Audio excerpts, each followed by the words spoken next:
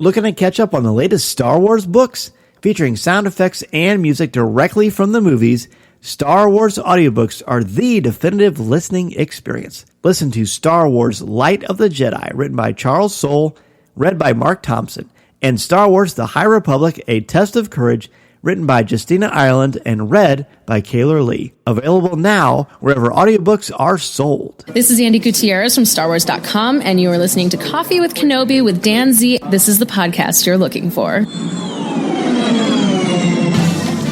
This is Ashley Eckstein, Ahsoka Tano from Star Wars The Clone Wars and Star Wars Rebels, and you're listening to Coffee with Kenobi with Dan Z. Hello, my friends, and welcome to Coffee with Kenobi, show number 390. We are your spoiler-free place for Star Wars discussion, analysis, and rhetoric. I'm your host, Dan Z, drinking One Nation coffee out of my Boba's Beans coffee mug, thrilled to talk Star Wars with each and every one of you. On today's episode, Tom Gross returns as we discuss our top 5 spoiler-free things we love about Justina Ireland's novel, A Test of Courage. This is, in essence, the second novel about the High Republic. The more you read this book, the more you read stuff about the High Republic, the more you're going to love this new era of Star Wars storytelling. We are very excited, and we're going to do our very best to keep it spoiler-free for you. So pull up a chair, grab your favorite coffee mug, and let's have some coffee with Kenobi. So who talks first? You talk first? I talk first. Joining me today for a cup of coffee to talk about A Test of Courage, the second book in the High Republic, this brand new section of the mythology of Star Wars. I'm running out of superlatives for it, and I don't have to come up with any because I've got my co-pilot with me, Mr. Tom Gross. Well, hello. It's so good to be on the show again. It's been a while. I guess it kind of has. I mean, it seems like it hasn't because, of course, we do pour over every week with our good buddy Corey Clubb. But yeah, having you back on Coffee with Kenobi is wonderful. We are very excited because you had been reading A Test of Courage. I think you kind of got rolling on it a little bit before I did. Yes. And then once I finished up Light of the Jedi, I just thought, you know what, I'm ready. I'm psyched now. Let's jump in. Because full disclosure, I guess overall, before you ever read Light of the Jedi, how did you feel about this new era in Star Wars storytelling?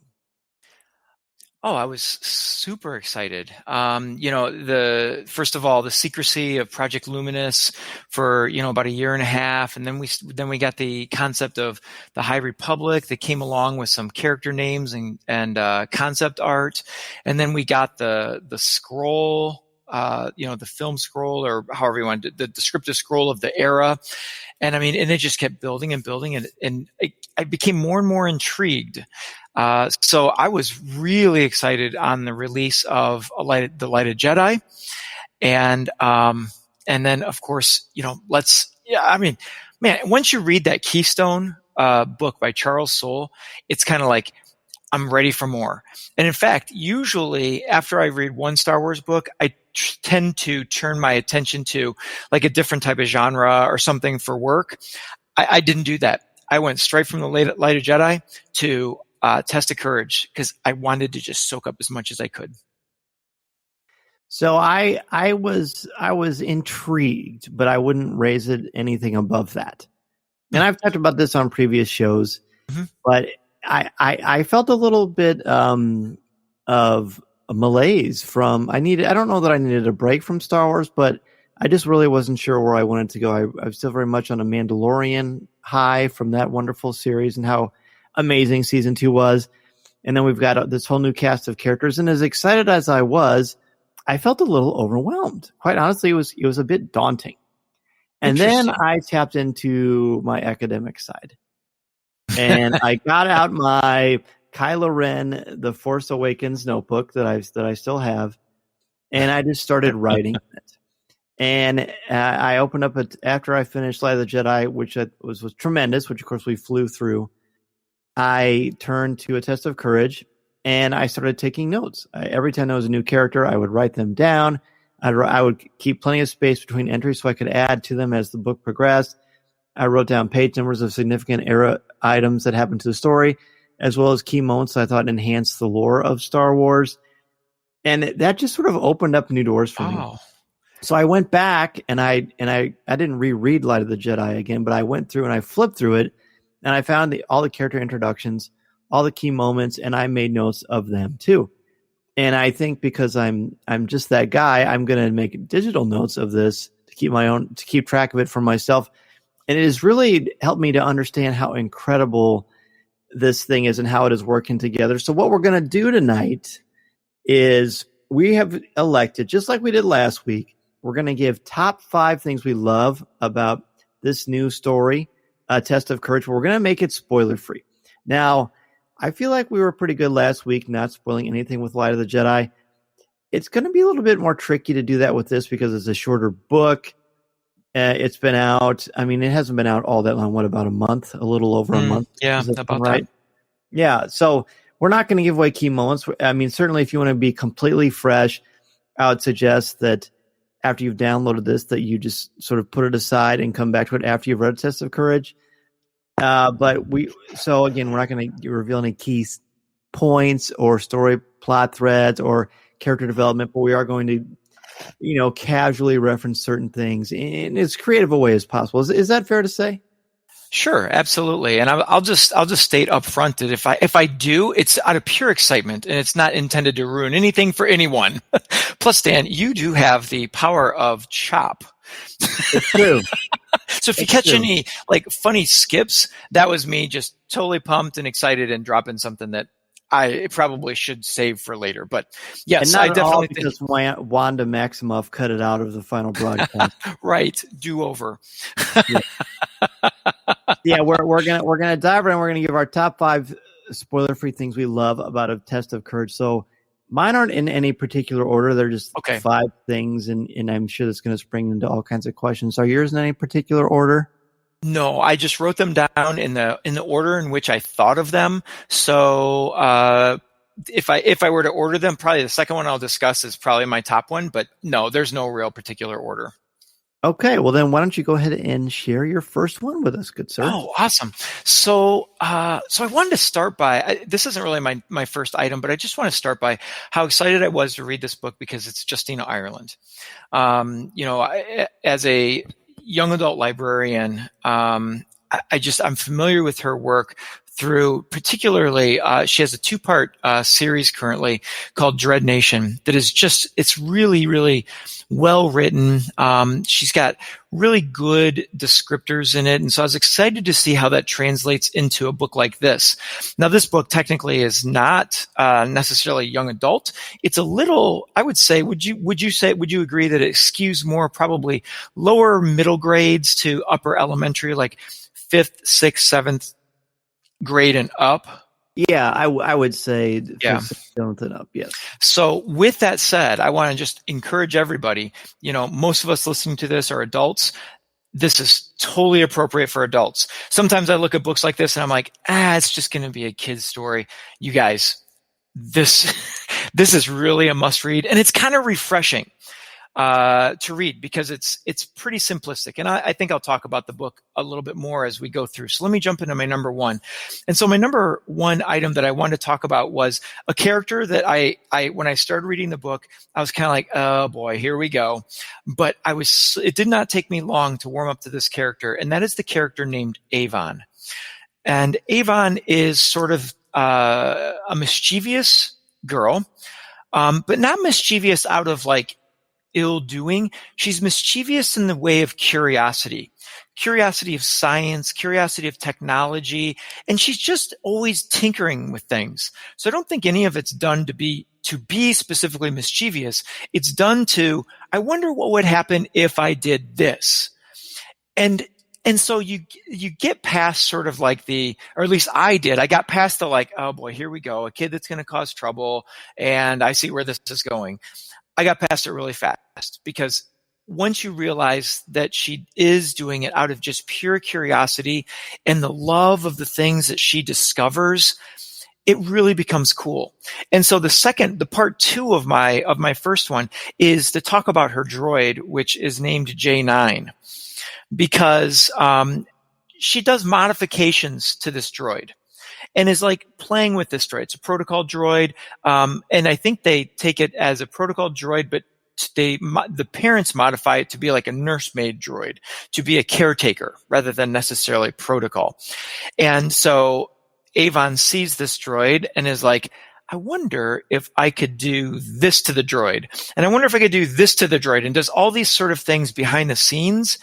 And you start to see some change in the droid as it plays through the book that is really cool. And it actually kind of makes me think of some other droids in the Star Wars saga that I'm like, oh yeah, I see how maybe some of these things developed over time. Now, not necessarily directing it back to the character Avon, just in theory, this modification of droids. So I was really impressed with that character overall. The development of the character throughout the story. She does grow and learns things, but never loses her curiosity, but decides that there is some weight to the curiosity. And maybe in the future, she'll be a little bit more careful, or at least calculating of, if I do this, what could happen and how would that impact things going forward? So Avon and her droid J9 are probably my first things that I want to talk about with this book. I love that. That's really, really cool. You said a lot of interesting things there. And I realized I didn't really give let me try to, I'll give the Amazon write-up. This is what is given to them to describe the book. It says, Vernestra Rowe is a new Jedi Knight at age 16, but her first real assignment feels an awful lot like babysitting. She's been charged with supervising 12-year-old aspiring inventor Avon Staros, who you just talked about, on a cruiser headed to the dedication of a wondrous new space station called Starlight Beacon. But soon into their journey, bombs go off aboard the cruiser. While the adult Jedi try to save the ship, Vernestra, Avon's droid J6, a Jedi Padawan, and an ambassador's son make it to an escape shuttle, but communications are out and supplies are low. They decide to land on a nearby moon, which offers shelter but not much more, and unbeknownst to them, danger lurks in the forest. So the reason I bring that up is I meant to ask you at the beginning, overall, what do you think of the book? So I know you gave us your first one, which is great, but tell me overall what you thought. I love this book. I thought it was so charming.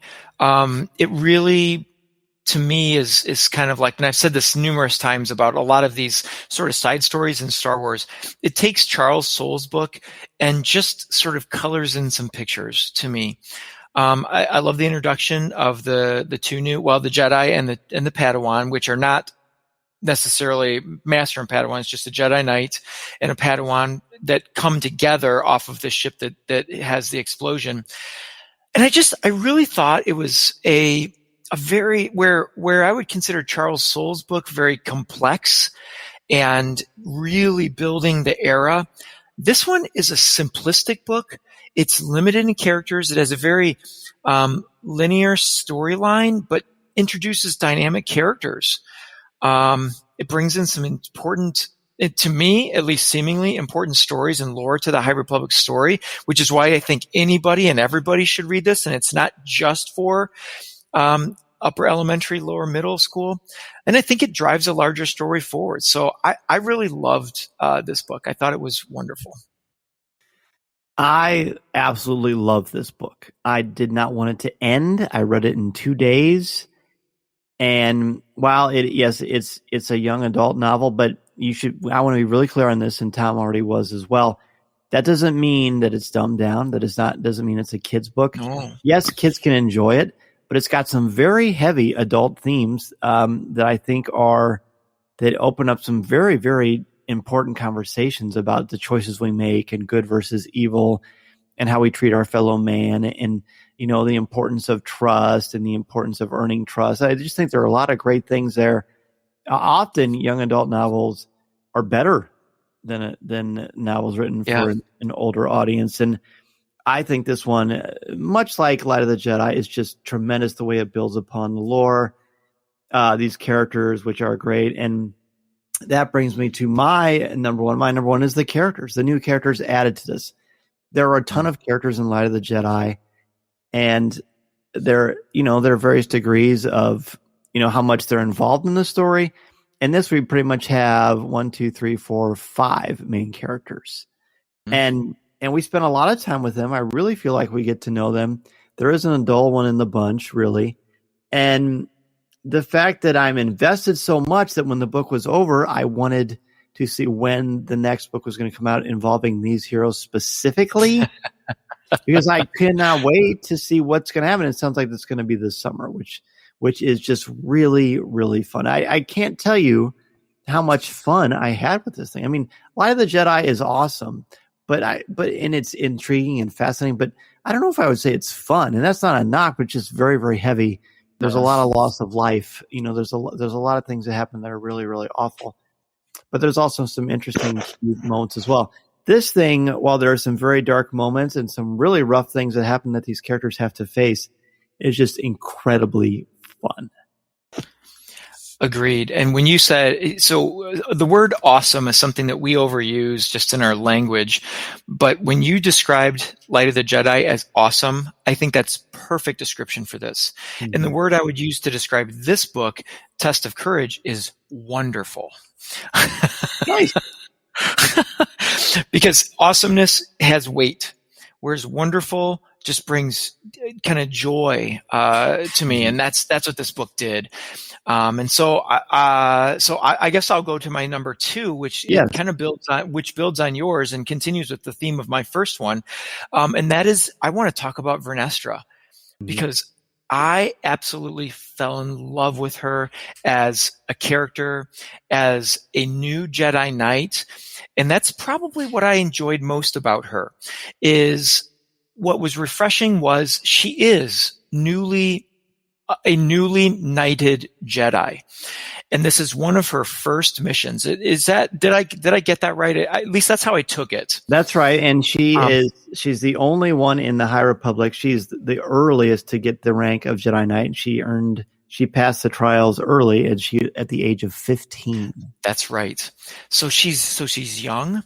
But what I loved about it was, when you think of a Jedi Master, or even some of the Jedi Knights that are older, they walk around with both on the public perception as well as you see it in their just their poise. They walk around with they walk into a room and everyone knows a Jedi Knight has entered. Whereas I don't know that you would know that with Vernestra, because she still has some water behind the ears, or whatever that expression is, but she has the knowledge, she has the power. And so when things get dangerous in this book, I have full confidence. And so does she. She just plays and uses her powers with confidence, but not with, I guess, ego. And I think it's very refreshing. And I love the way in which she approaches things with a sort of newness as a Jedi Knight, the way she talks to Avon with such optimism, the way she talks to one of the Padawan, which I'll definitely talk about a little bit. And then now I forget the ambassador's son's name. The ambassador's son's name is Honesty Weft. Honesty, that's right.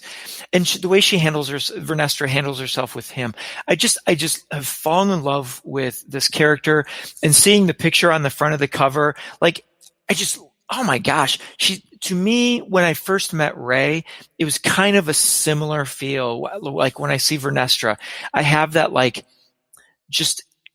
she's so much fun to read. Every time she shows up in the book, I was happy that she was there, because I knew something good or positive would come from it. And she has, and I don't know, we might talk about this later, but this is all I'll personally say about it. She definitely has a unique lightsaber. We've got characters in the Star Wars lore, like Ezra Bridger, for example, who has this unique take on creating, Ezra creates this lightsaber that has, the pistol in it, which I can only imagine how Yoda would feel about that. But she definitely has a very unique lightsaber, that fits her personality quite a bit. Interesting. I don't see it as a metaphor, but I'm certainly interested in your analysis of that. And to be honest, Justina talked early on, before the book was released, about it. So I think you can say what it is. Oh, can I? Yeah. Again, okay. If you want to be completely spoiler free and know absolutely nothing, please pause the show. But I guess this is a mild spoiler, but again, it has been out there in the public eye. Okay, well then I will go ahead and talk a little bit about that. So Vernestra reveals, and I'm going to the page here. She reveals that her lightsaber has a characteristic that Page 121. Yeah, 121, where it says, the quote is light whips, and so basically her lightsaber can turn into a whip. And it says here on page 121 that light whips were used by the Night Sisters. And when I read that line, oh my gosh, the goosebumps rose off of my skin. I know. And I was like, what? And it says she learned very early on that the whip required more attention and care than the lightsaber. And so, of course, my mind went to what kind of terrible things could happen to someone who doesn't really know how to use this. And I think about Indiana Jones whipping himself as a child right in the face, and that's where that scar came from. Am I right on that? Yeah, you're right. Yeah. And so I'm like, okay, that sounds horrifying. But then it also goes into deeper lore and talks about where else the Jedi, and I thought the High Republic was going to be our ancient lore. This book implies that there is an even more ancient lore where Jedi used light whips to combat an even more evil in the past. And so this has been sort of passed down. And so I guess where I say that I really like the idea of her having a light whip is it's sort of, I don't know, it sort of to me goes along with her newness. And so we have this new Jedi Knight, and she's going to reveal, because the light whips do not seem to be very common to the Jedi of this High Republic era.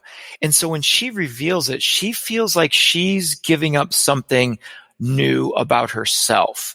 And so I kind of saw the light whip as being sort of significant to her because of her own newness. But maybe there's more to it, or maybe I'm making too much of it. But I just love that idea that she pulls this out, and she's like, okay, I really didn't want to reveal this quite yet, but right, it's needed now. Well, it's based on some character stuff with one of the characters as far as why she won't do it. It says that the Jedi, some Jedi use it during the Sith Wars, which again, I don't remember that term ever being used like that in canonical Star Wars, the Sith Wars. Right. So yeah, and I didn't want to quite go there. So yeah, that's cool. Yeah, it's remarkably cool. Yeah. Speaking of cool, my second one is the character of Imri Kantaros. I think that's how you pronounce his name. He is a Padawan to Jedi Master Douglas, who's also in this book. He's human, and he has this wonderful internal conflict. There's something that happens that is very, very difficult that he has to wrestle with and keep in mind, his burgeoning Jedi teachings as a Padawan. And I was really drawn to him. And one of his key aspects of his abilities with the Force, because when you're a Jedi, there are certain things that everyone is very familiar with and everyone has the ability to do. But some Jedi have particular abilities that are much stronger than other people's. And his leans more towards an emotional range. I won't give too much more than that. That might even be too much. But he has an internal conflict that I found really fascinating. And I think in many ways it might be the linchpin of this book because of a number of reasons. So I won't go into too much more detail. I will say I look forward to revisiting this again when we can actually talk more in specifics, but I want people to get a chance to read this book because it really is great. But that is definitely my second one, Imri and his internal conflict. Yeah. And so I'll build off of that a little bit because I wanted to talk a little bit about Imri as well. So my first three are very character driven. As I said in the early on in the opening, I really love the simplicity of the book and the way we get to, and the way that Justina Ireland develops these characters. And so, I guess I'll just touch upon where I was headed because you danced around what I really liked about Imri, and that was this idea of the Force, and so the book reveals some different ways that the Force is kind of viewed in this High Republic era. And again, I don't want to say too much about it because it's wonderful to discover as you read the book. But I guess the thing I would say is just the fresh look at it and the way that the Jedi of this era see the Force. And we talk about this also in the Light of the Jedi. There's definitely a unique way that the Force is used, both very physically in these books, as well as the way they've internalized the Force and they see it. It's definitely different than the Republic era, and different than the way that the Resistance era kind of looks at the Force. So it's really interesting to me, and I love the way that it was portrayed, especially through the character Imri in this book. Is that your number 3? That is my number 3. Good. Okay, well, that's interesting because my number 3 is very similar to that. It involves a very important aspect of the Force and what balance in the Force means. I've talked about this a lot over the years. We talked about this at the Indiana Disney meetup. Yes. And I wrote about it in the Star Wars book. And now, and I'm not going to say what it is, but I will say, when you get a copy of A Test of Courage, look on pages 129 and on page 196. Look at those 2 pages, because I told you I took some copious notes. It really addresses balance in the Force and what that means in this era of the High Republic. How that translates into modern Star Wars, I'm not sure. And it's very hard to talk about. But again, read it, 129 and 196. There's some fascinating stuff there that really caught my eye, and I wrote all kinds of thoughts in this handy dandy little notebook here that I will share someday with everybody. So that's my number 2. Oh, I love it. Yes. Gosh. Oh, yeah. Okay. I'll move on. And yeah, really, I'll tell you what, before we move on, let's take a really quick break and we will return with more conversation, spoiler-free, hopefully, conversation about A Test of Courage. This is Coffee with Kenobi. This is Vanessa Marshall, and you're listening to Coffee with Kenobi. Looking to catch up on the latest Star Wars books but can't find the time? Try listening to them on audio, featuring sound effects, top-notch narrators, and music directly from the movies. Star Wars audiobooks are the definitive listening experience. Centuries before the Skywalker saga, a new adventure begins. The High Republic is a massive, interconnected, cross-publisher initiative focused on an all-new era of Star Wars storytelling. Listen to Star Wars Light of the Jedi, written by Charles Soule and read by Mark Thompson, and A Test of Courage, written by Justina Ireland and read by Kaylor Lee. Visit penguinrandomhouseaudio.com/coffee with Kenobi to listen to clips and find your next listen, or buy now wherever books and audiobooks are sold. And speaking of Penguin Random House Audio and A Test of Courage, I'm going to play a clip for you right now from the audiobook A Test of Courage. Although I will say it does have what I consider to be a mild spoiler, so if you don't want to hear it, I would fast forward about a minute or so. Okay, here we go on to the clip.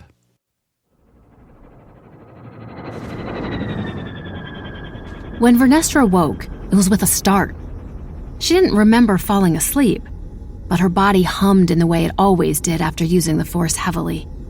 She wasn't exhausted, but there was still a hollowness in her body that was partly hunger and partly the after effects of using the Force. Even though she meditated regularly, it was rare that she was required to wield so much power at once. Fighting against the natural vacuum of space had not been easy. When she was a youngling, she'd often reached for the Force, once she learned how, just to feel that thrill, that calm sensation of the galaxy and all the life and energy moving through it. When she became a Padawan, she found herself reaching for the Force every night before bed during her meditation, like putting on an extra comfortable tunic after a long day of hard work. She would often drift off after such meditation, lulled by a sense of rightness and peace. This sleep had not been that kind of rest. Vernestra stretched as she woke, body aching, head pounding. She'd tested her limits, helping Douglas keep the ship together, pushing away the debris field as they fled the wreckage of the Steadywing. Douglas. A jab of sorrow lanced through Vernestra as she thought of the Jedi Master. He would return to the cosmic force that connected all things in the galaxy. Vernestra would feel that connection and the echo of Douglas every time she meditated before bed. The cosmic force was calm and helped give a Jedi wisdom and guidance. That was what happened to all living things when they died. But that didn't minimize the ache of loss Vernestra felt when thinking about the other Jedi. He'd been the first to welcome her to Port Hayleap and to congratulate her on passing her trials at such a young age. When I was your age, I was still trying to figure out the third cadence, Fern. You're an amazing Jedi, and I'm proud to get a chance to work with you before you end up on the council, he'd said with a belly laugh that had made Vernestra feel warm and welcomed. And now he was gone.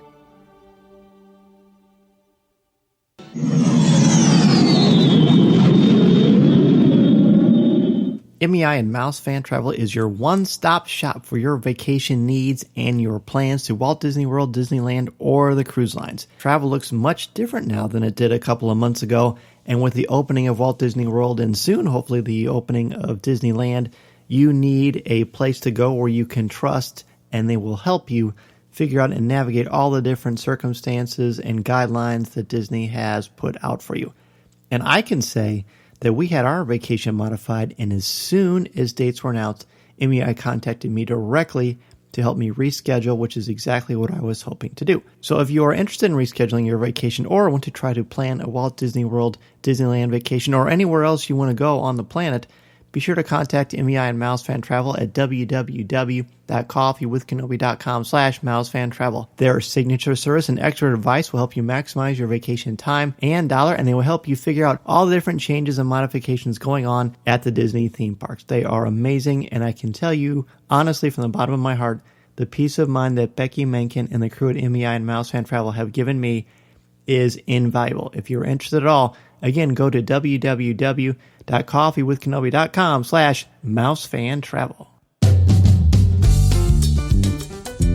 We are back talking about our top 5 things we love about A Test of Courage. We're trying to make it spoiler-free, although I feel like I'm kind of breaking... No, I don't know. I feel like when we talked about some of the movies, like when I went and saw The Last Jedi, or media screening of that, I did about 25 minutes spoiler-free, and I probably gave about as much information as I did here, so I think we're doing okay. Do you?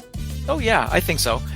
Yeah, if anything, one thing I would say is if I hadn't read this book and I was hearing the things you're saying, I'm going to Amazon, or I'm heading over to the local bookstore of our town, and I'm picking this book up because seriously, it's 200 plus a little bit pages, but it reads very quickly, and I think everybody's going to love this book. I agree. So I'm guessing that your number 4 is going to be, well, I want to go ahead and say what your number 4 is, and I'll tell you if I was thinking the same thing. Well, my number 4, we've kind of addressed already. So maybe there's some other things, and I'm actually going to ask you, since you've got your copious notes, one thing I've loved about both books, but this one especially, because 121 was the page. When I hit that page, this book took off like, grease lightning. Because what I loved on this page, as I mentioned, was the lore. And the High Republic seems that it's got lots of lore to offer. When I thought the High Republic was going to be the lore, they're offering up even deeper cuts. So we've already mentioned the Night Sisters. We talked about the Sith Wars. There was also mention, and I'm not sure, Dan, where exactly it is. I thought it was in the same area. They do refer to ancient Sith something or other. Do you have notes on that? Ancient Sith. I do. They used ancient and Sith in the same line, and I was like, what? Like, nowhere was the Sith mentioned in Charles Soule's book, and up to this point in this book, the Sith are not mentioned. And so when the Sith are brought up, it's like, sit up, this is going to get serious. Was it in that same area with the light whip? It should have been, yeah. I guess I didn't write anything. It does talk about how I'm not going to say. Okay. It's not 129 though. It's a big one. Yeah. Yeah, So I guess it's yeah. Yeah. Okay. I see it. Yes. Okay. So yes, and here the Night Sisters are mentioned again, and so you'll want to read it if you're interested in Star Wars and more about this galaxy and how things have come to be. This is definitely a book you're going to enjoy. Yeah, and so my number 4, I'll just say, is the lore that we are teased with and sort of given us. They're handing us a plate, but it's only got half the meal on it, and it's delicious. It is delicious. Top that. Yes, I will do my best. All right, so my number 4 is the character of Vernestra Rowe. You mentioned her as your number 2.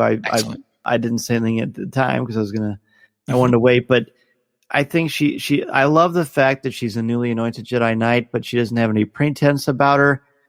She is very, very capable, very, very confident for a 15-year-old, and I don't want to say too much. Her master was still in Geos, who people who are familiar with the High Republic will recognize. He is the Jedi master that has the lightsaber that has the cross guard on it, like King Arthur, but it's not. But it's the actual hilt, not the blade, like Kylo Ren. Kylo Ren, right?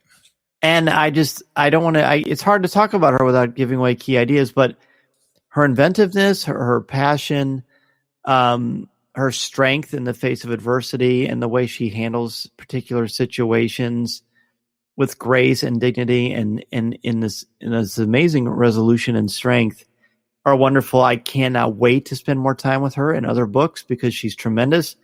And going back at The Last Jedi and seeing her mentioned occasionally, or seeing her mentioned on Into the Dark, Claudia Gray's New York Times best-selling book, which was just announced today, about that is very, very cool. I think she might be my favorite Jedi in the High Republic. I absolutely loved her. And I think what you said is spot on, is what I was trying to get at. The grace and dignity in which she faces everything. And if you go and read her introduction, and then you read her final scenes at the end of the book, she really does grow. And she grows with those 2 words you just mentioned, the grace and dignity. It's wonderful. Wonderful. You got one left, buddy. Oh, I saved the worst for last. The worst. The worst for last. I want to talk a little bit about Clynith Da and Gwishy. Bless you. Yeah, yes, I know exactly who you. They're the first 2 characters in the story. Yeah, they're the 2 characters we have not mentioned, and they come from the group, the Nile. Yes. And what I found to be really interesting is this is a book for, as we mentioned, late elementary, young middle school, but meant for everybody, as we've mentioned numerous times. But that's the audience. And so I wondered how they were going to handle the Nile, because we know from Charles Soule's book, they're just nasty, evil, despicable. Yeah. They're all of the above. And so I wondered how Justina Ireland was going to handle that, if even the Nile were going to show up in this book. I wondered if we could even introduce them to this audience. And she does just a magnificent job of portraying these 2 characters as, I'm taking the idea that they are very young, probably Vernestra's age, in the Nile. Did you gather that as well? They're definitely. I didn't feel that they were adults. Did you? No, they're young. They're younger. They're children of the Nile. Yeah. But they have a very serious mission to create some chaos in this time, and to really do some damage to the celebration of the Starlight Beacon. And they do their job very well, but not to the perfection that the Nile would expect. And so I'm not going to say much more about what they do, but just to say the portrayal of these 2 characters gave everything that I needed to know that they are evil, they love power, they feel hate, but they also have fear of their own Nihil leaders. And that's all I needed to know, how dangerous these two were. And I wondered, when they were in the act of doing what they were going to do, if it was actually going to succeed because of the level of the book. But it does. And it definitely has consequence. And so Justina Ireland did a magnificent job of describing these characters and the evil in which they portray, but she does it in a very, I guess I'm going to go back to the words used for Dinestra, but she does it as an author with grace to make it not seem so horrible to a young audience. Wow. Yeah, we're very well said. Very well said. I'm surprised that you included them, but I totally get why you did, and I think you explained it really well. And I think, so I guess the reason I say that is for those of us like me and you who have children that may not quite be ready to read this book, but they would love to hear a Star Wars story, it is completely appropriate to read aloud to children, I believe. Oh, maybe, you know what? Maybe I will read this one to Mason. That's actually a good idea. It's actually, while Light of the Jedi is certainly not one to read to kids. No. This might be an excellent way to get them invested in this section of Star Wars. And it could be their era. Wow. You know what? You may be right. My last one is, and I've alluded to this throughout this show, but the way that this book builds on Light of the Jedi, how it mentions characters from that book, how when I look back, how Light of the Jedi mentions characters from A Test of Courage, and again through Into the Dark as well, but in particular with these two books, it really does they complement each other at such an incredibly high level. I mean, yes, we've got the Lucasfilm Story Group. Yes, we've got incredibly intelligent and capable and gifted editors at Del Rey and Lucasfilm. But the way these authors have collaborated, and people who have listened to the show have heard Charles Soule on the show. I hope to have other authors from this era of Star Wars storytelling on very, very soon too. But they really nailed it. The way that they're able to capture a very similar voice and a very similar tone and embrace the spirit of these characters is staggering.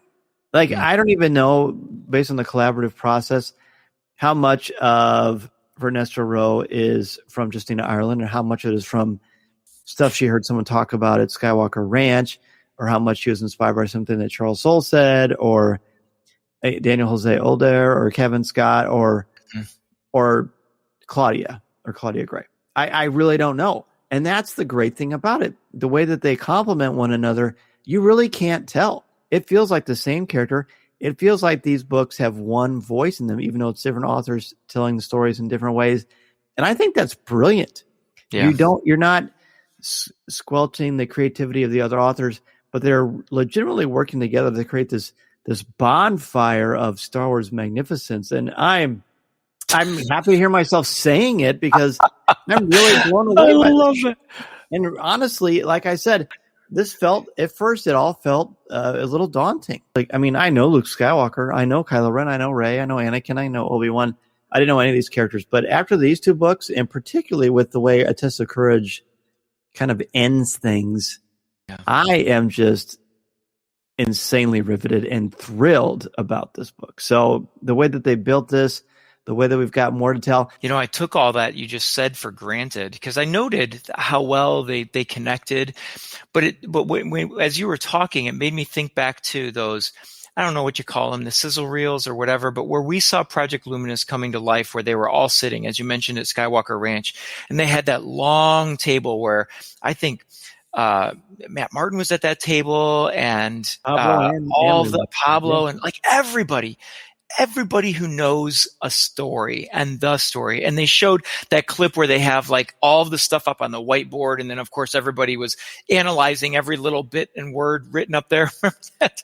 And I'm like, no wonder why it's so well connected, because, as you said, Vernestra Rowe might be created from something someone else said, but Justina Ireland is the one that put pen to paper or, keyboard to screen and inputted and wrote the story. But all of that came from sort of all of them as Project Luminous. And I just think that's magnificent. And I would love to know, and I need to go back and think about this and see, has there been another project like this in literature where it hasn't been necessarily the thinking of one person and their son or something like that, but has there been such an effort by a group of authors and story writers to put together an amazing story to be told individually by single authors, but where it's all developed by all authors? I mean, in print, nothing comes to mind. Luke, I would say The Mandalorian comes pretty close. Sure. Yeah. But yeah. Not in print, not that I can think of. So it's sort of unprecedented storytelling or story creation, I guess. Yeah. But so it's wonderful the way as you said, the way these two books were brought together. And I'm with you. The way this book ends, I can't wait for the next set of these books. And what I look forward to is you're not sure exactly where these characters will pop up next. Like, will it be in another Charles Soule, or will it be in a Cavan Scott book somewhere, or be in another book by Justina? I mean, we don't know where they'll come back, which kind of is tantalizing as well. Yep. It really, really is. Let's go ahead and take another quick break before we close out the show. This is Coffee with Kenobi. Listening to Coffee with Kenobi, you are, with Dan Z, the podcast you're looking for. This is...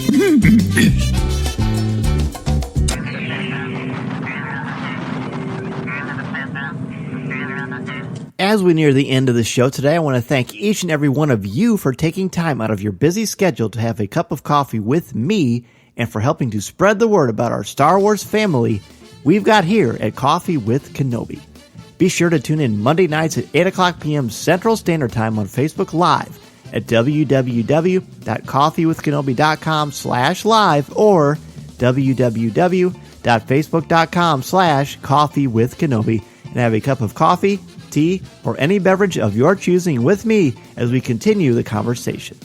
To join us in the CWK Cafe, which is our Facebook group, and share your Star Wars thoughts, comments, reviews, and opinions in a family-friendly, spoiler-free place that is also drama-free, go to www.coffeewithkenobi.com/community and be part of the conversation, talk about this week's show, or just talk about some Star Wars. We have a lot of fun, and you'll make some new friends, as well as catch up with longtime friends along the way. I also want to thank all of the new and longtime members of the CWK Alliance and let you know how much I appreciate your help and encouragement. I really appreciate our CWK Alliance members: Carol Cantwell, James Kersey, Greg Hargrove, Cato McNichol, Mary Purdue, Terry King, Smooth Rivera, J.C. Poe, Ed Kimoto, Robert Avila, Dustin Mills, Chelsea Sansbury, Tyler Pompa, Hannah, Alex Procasio, Ian Thompson, David Nicely, Simbot Deptridarian, Christine Turk, Ross Halliban, Kurt McQuellan, Dan Ream, Colby Mead, Brian Harding, Frank Mulder, Blake Weaver, Chris Metz, LJ Souter, Chris Skavarka, Jeff Ellis, Yancey Evans, Daz Davies, Susan Gray, Thea Selby, Christian Dale, Brian McKinney, Jim Capron, Connie Shee, Jared Cantor, Jason Hall, Eric Struthers, Greg McLaughlin, Aaron Harris, Mark Suter, Angela Sauce, and Dennis Keithley. If you want to join the CWK Alliance, go to www.cwkalliance.com and sign up today. Not only will you help out Coffee with Kenobi, but you also get access to CWK Pour-Over, the exclusive weekly podcast not heard anywhere else. It's a great way to support and help out the show, and 10% of your monthly contributions go directly to the St. Jude Children's Hospital to support the incredibly important work they are doing to help these brave children and their families. Plus, contributors at the CWK All-Star level can watch a video podcast of CWK Pour-Over hosted by me, Tom Gross, and Corey Clubb. Feel free to reach out anytime if you have any questions. in addition to being part of the community on Facebook. Please don't forget to visit our website at www.coffeewithkenobi.com for Star Wars news, announcements, reviews, videos, and so much more. If you have a question for me or just want to share your thoughts on the air, feel free to email me at danz@coffeewithkenobi.com, and I'll share them on the show.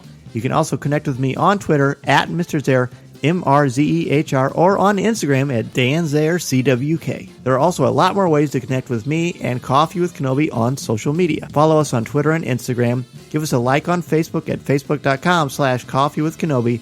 Check us out on Pinterest or subscribe to our Coffee with Kenobi YouTube channel. On our YouTube channel, you can find Facebook Live video, different interviews throughout the years, highlights of video coverage throughout the Coffee with Kenobi history, and the audio podcast itself. You can order my book, The Star Wars Book, which I co-wrote with Lucasfilm's Pablo Hidalgo and Cole Horton, on Amazon, Barnes & Noble, Target, Books A Million, Walmart, or anywhere books are sold. You can also find my writing on Coffee with Kenobi's website, as well as StarWars.com, where I am an official blogger there, and on IGN, where I contribute occasionally to articles about Star Wars, as well as other popular culture topics. If you are considering starting a podcast or a blog, let me know how I can help you get started and make your creative vision a reality. Be sure to check out danzmedia.com and we can get the process started. I am also available to come to your school, conference, business, or organization to talk about how to tap into your strengths and help you bring out your very best. I want to inspire you to be inspired so you can take that first step into a larger world. Thanks as always to our Coffee with Kenobi sponsors, especially MEI and Mouse Fan Travel, our travel partner and your one-stop shop for all things Walt Disney World, Disneyland, the Disney Cruise Lines, or anywhere on the planet you want to go on your vacation. Please go to www.coffeewithkenobi.com/mousefantravel to book your magical vacation and help support Coffee with Kenobi in the process. If you like the show, please tweet out that you're listening, share it on Facebook, or invite your friends and family to tune in and share a cup of coffee with us. And if the Force is especially with you, please take a couple of minutes to rate and review the show on iTunes or Google Podcasts. Every review makes a huge difference and helps to spread the word, and I can't thank you enough for your help, for your support, and your friendship. I love so much being a part of this wonderful Star Wars community, and I can't thank you enough for all that you do for me and Coffee with Kenobi. Wow, so much fun talking about A Test of Courage. I mean, this book was what cemented it for me also, that you know, when that Disney Plus series that takes place during this era of Star Wars storytelling comes out, I hope we get to see some of these characters in live action. And then I start thinking about, I really want to get figures of these characters, and where am I going to put them? And, you know, apparently I am hook, line, and sinker, and I have a feeling that each of you listening to the show will be too. Please let us know your thoughts on A Test of Courage. We hope that we help to build the hype for you, and we look forward to seeing what you think as well. Speaking of what we all think, of course, you know where to listen to Mr. Gross each and every week on CWK Pro. We're hosted by myself, Tom, and Corey Club. But Tom also has, and I don't know if he knows I'm going to say this, but Tom has a little side blog that he's been working on that I think is really, really great, that I'd love to have you share with everybody. Oh, absolutely. Oh, geez. Thank you so much. I did not know you were going to bring that up. I know you did. So this is a little writing project that I've been working on. And in 2020, when we did on CWK Pour Over, I said one of my goals for 2020 was to start writing more. And so I've done that. And so I have a blog, and you can search it. It's called Seeking Positivity in the Galaxy. And it is not necessarily a Star Wars blog. I just kind of talk about things that I see that maybe we've passed up, that we can just kind of stop. It's kind of a stop and smell the roses kind of blog, I guess, where I want everyone to, you know, look at this and say, hey, we have a lot of positivity around us in a world that maybe very publicly seems to focus on the negative, but there's so much positive in the world that we just sort of take for granted. And so I try to write about those things on my blog, and I'm always looking for ideas or suggestions or input on any of my writing. So you can do that either by just commenting on the blog posts themselves, or feel free to follow me on Twitter. It is at Draftline, DRAFTLINE, and let me know what you think. about that, or I'd love to hear your thoughts on A Test of Courage as well, because I hope that you enjoyed the book as much as I did. But even if you didn't, I'd love to hear, what is it that frustrated you? What was it that didn't connect with you? Because, hey, you know, we need to be able to share those things and talk about those things. And that's what literature and that's what storytelling is all about, is the sharing of those stories. So join up with me there. Check out my blog. And thank you so much Dan for bringing that up. You bet, man. Of course. This podcast is not endorsed by the Walt Disney Company or Lucasfilm Limited. It is intended for entertainment and informational purposes only. The official Star Wars website can be found at www.starwars.com. Star Wars, all names, sounds, and any other Star Wars related items are registered trademarks and or copyrights of Disney and their respective trademark and copyright holders. All original content of this podcast is the intellectual property of Coffee with Kenobi unless otherwise indicated. This is the podcast you're looking for. There's no one here. Move along. Looking to catch up on the latest Star Wars books? Featuring sound effects and music directly from the movies, Star Wars audiobooks are the definitive listening experience. Listen to Star Wars Light of the Jedi, written by Charles Soule, read by Mark Thompson, and Star Wars The High Republic, A Test of Courage, written by Justina Ireland and read by Kaylor Lee. Available now wherever audiobooks are sold.